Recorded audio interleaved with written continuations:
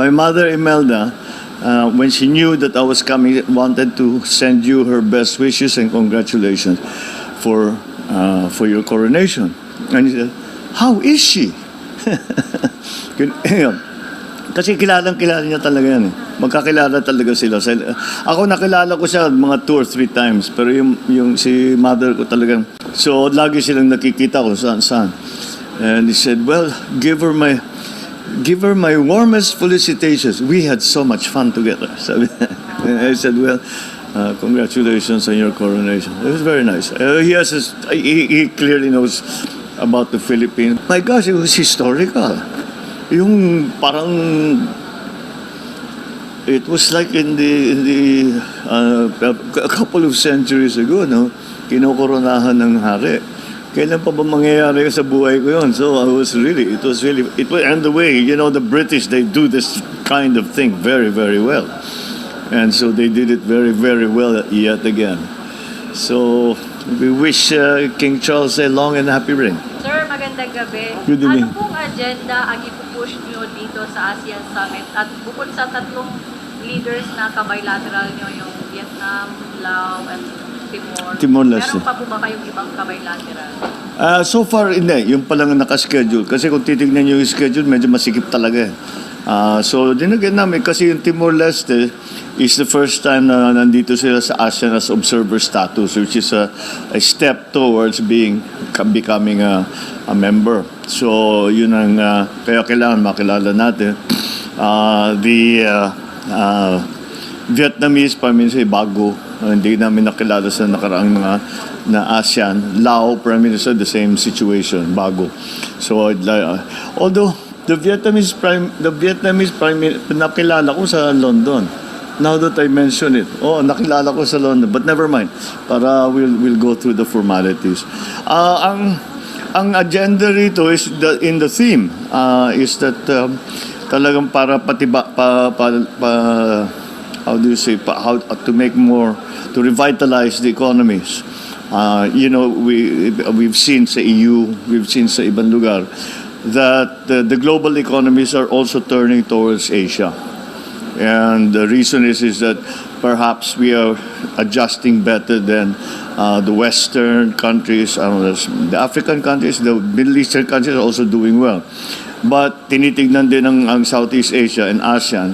And that's what the subject matter will be, is that how do we play the part that we want to play, which is going to be the global locomotive of the global economy. So I think all of those aspects of that, yun ang pag-uusapan. Or at least in the Philippines case, yun talagang pag-uusapan natin. But I predict that we will have the same idea in mind. Yeah. Thank you, sir.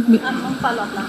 Sir, ngayon po ay May 9. Yeah. I'm sure memorable sa iyo ang araw Medyo. na to. Ngayon yung araw na nanalo ka, 1 year. I know. How does it feel? Nga. Assessment mo sa 1 year? At 1 year ba na rin naglakso mga natalong kandidato? Meron ka bang ihapon na? Marami. Talagang gagamitin ko yung 1 year. Asahan niya yun. By the end of the first year, para maging maliwa. In a sense, tapos na yung OJT ng lahat ng tao. And we've seen who performs well and who is will be important to what we are doing. So, yes, there's really going to be, I don't know about reshuffle, pero reorganization sa kabinete. Thank you, sir. Catherine Valiente ng Manila Times. Good evening. Will you discuss with your fellow ASEAN leaders the conflict in Taiwan Strait and what action should the ASEAN adopt to ease the tension? Well, parang inevitable unavoidable yung subject matter na yan. Dahil pare-pareho na mga membro ng ASEAN, siyempre it is a grave concern to all the member states of ASEAN. So it's considering that we also agree on the concept of ASEAN centrality when it comes to regional concerns. That will be one of the most important subjects that we will bring up. So the discussions on that that we had a year ago, close to a year ago, In that time, marami nang nagbago, many changes have occurred. And that's why we have to calibrate whatever it is that we are planning to do. So yes, there's no way around it. That will be that will inevitably be a part of the conversation that we'll be having tomorrow and the day after. Thank you, sir. Joyce Balancio, ABS-CBN. Hi, sir. Good Hi. evening. Sir, will you still push for the finalization of the code of conduct on the South China Sea, just like what you did when the Cambodia was the chairman of the ASEAN? Kasi po last time, kayo po nagbanggit, wala naging progress sa COC. Yeah, but okay, you cannot stop trying. So yes, I'll bring it up again because when we talk about the issues in the West Philippine Sea, South China Sea, hindi magkakalma yan hanggang meron na tayong code of conduct. Kasi may code of conduct, lahat pa sa susunod lahat. And that makes things clearer. Walang possibility na magkamali na kasi maliwanag dapat ang usapan. So yes, that has always for me been a key element in the ASEAN centrality solution of all of these problems is really the new code of conduct. Paulit-ulit ko lagi sinasabi and every forum I can find, sinasabi ko, code of conduct, kailangan natin tapusin. Thank you, sir. Maris Umali, GMA7. Yeah. Good evening. We were also with you during the last ASEAN Summit and the APEC Summit, and you were also, of course, asking for the objective is also to find a conclusion to the code of conduct, but you were not able to reach it. Sir, what do you think are the challenges? The challenges are because it gets complicated because the code of conduct would essentially be a multilateral arrangement, multilateral, I suppose you could call it a treaty between ASEAN and China. And that's what the declaration that went before was, but now we need a new one. So the problem is that there are it gets complicated because there are bilateral arrangements between member countries and with China that have to be resolved, that we need to resolve so that we can have a common code of conduct. Because over the years, siyempre, lahat nakikipag-usap sa China, yung iba sa ASEAN dumadaan, iba-ibang nangyayari. Kaya napaka-importante nga maging maliwanag na may code of conduct, ganito yung gagawin natin. This is how we operate. Pagka may problema, dito natin i-resolve, etc. Yes, that's getting in the way. But more and more, again, siguro I'm the eternal optimist, pero I really believe that we will slowly get to the point where we can proffer and say this is what we want it to look like and this is what we think will be effective. Sir, in this particular summit, you are optimistic that you'll be able to reach it? And also... And this summit? Yes. No, the code of conduct, the negotiations of code of conduct are separate from the ASEAN summits. They negotiate in another way. So that's not something that will be done here at this time. What we need to do is, look, kung wala pa, ano pa talagang naging problema? This is what we have to discuss amongst ourselves. What is the problem? What is the bottleneck? Where are we having a hard time? How can we fix that problem? That's what this meeting should be for. And I think we'll get to that point. Because everybody wants this to work. Everybody wants to have a code of conduct. So what's getting in the way? Let's talk about it. Iba-ibang bansa yan and everyone has a different agenda. But if we talk about it and with a common thought in mind, I think we'll get there. But I hope sooner rather than later, because the tensions are increasing. I'm sorry, one last. Sir, will you also give a self-imposed deadline on the talks with China with regards to the issue of fishing in the West Philippines? The deadline is when it's done. Okay. But because if you set a deadline and it's not done, what then? Doesn't really help. It doesn't help anything.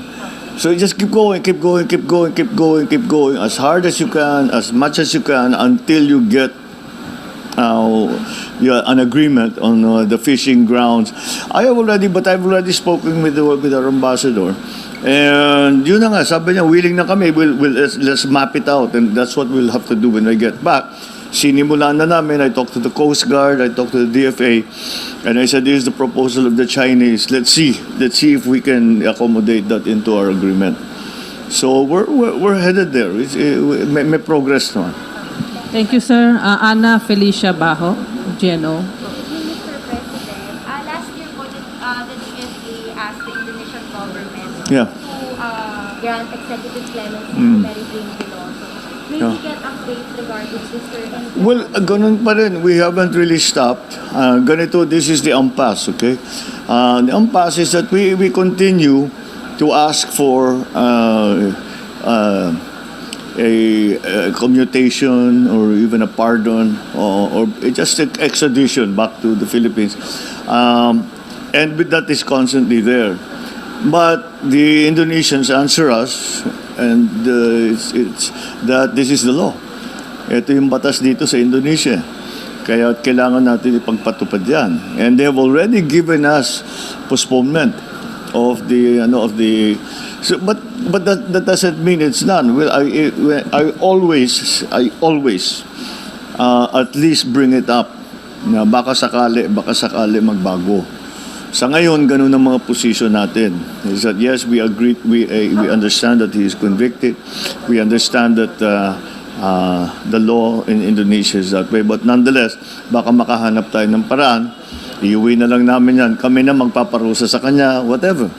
But anyway, to ask for clemency, to ask for grace when it comes to this. Thank you, sir. Last question. May lakad pa si Presidente. Helen Flores, Philippine Star. Hi there. Did you meet British Prime Minister Sunak in the United Kingdom? And Yes. what did you discuss? Well, this is the same thing that comes up every time I meet with leaders. Nagpapasalamat siya sa magandang trabaho ng mga Pilipino at Pilipina doon sa NHS nung pandemic. At kung pwede ba nating dagdagan, lagi may kasunod na. But also, I basically discussed, we were talking politics. And I was saying that I was commenting that at least with his election as leader and now Prime Minister, well, magkaroon ng konting stability in the UK because medyo magulo. And we said, look, sabi ko sa kanya, there are many opportunities that we have had. In fact, yung kanilang trade representative accompanied me in Gatwick.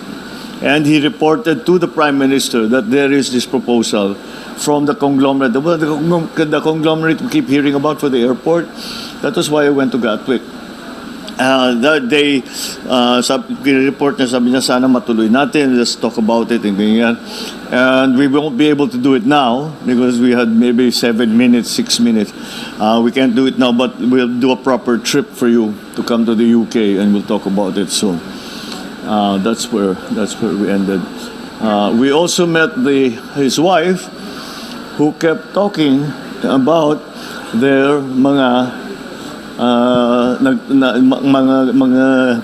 governess ng kanilang mga anak, like everywhere you go.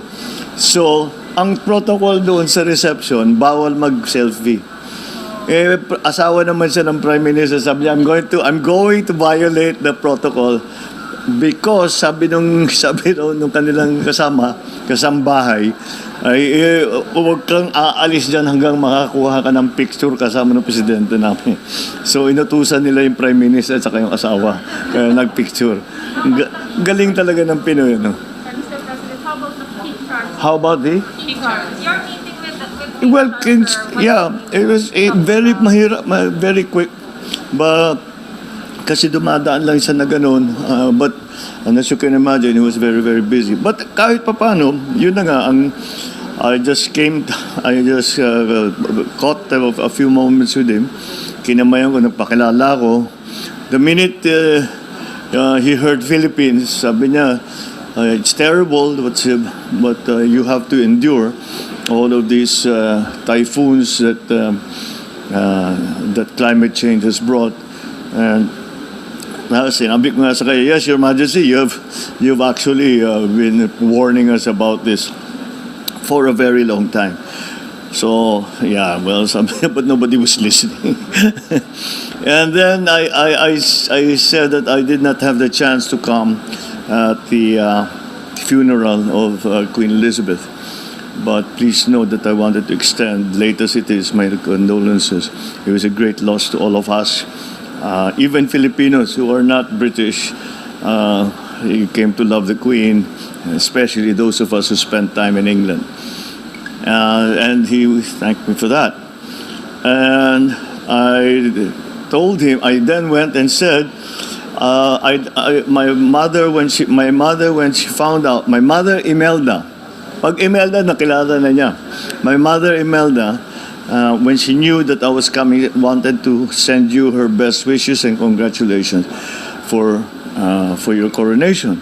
And he said, how is she? Kasi kilala niya talaga yan. Magkakilala talaga sila.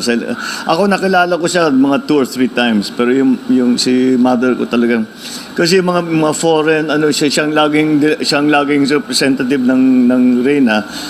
Mami ko naman ang representative ng father ko. So, lagi silang nakikita ko saan. And he said, well, give her my warmest felicitations. We had so much fun together. I said, well, congratulations on your coronation. It was very nice. He clearly knows about the Philippines. Marami siyang kaibigan na Pilipino eh. Did you get invited, sir, to the Philippines? Ay, nako. There was no for that. No time for that. Nagbabayuhan doon sa para makausap his mother. Nice picture. Well, it's nice, yes, I did. It was, my gosh, it was historical. Yung parang, it was like in the a couple of centuries ago, no? Kinokoronahan ng hari. Kailan pa ba mangyayari sa buhay ko yun? So it was, and the way, the British, they do this kind of thing very, very well. And so they did it very, very well yet again. So we wish King Charles a long and happy reign. Thank you, sir. All right, Thank thank you.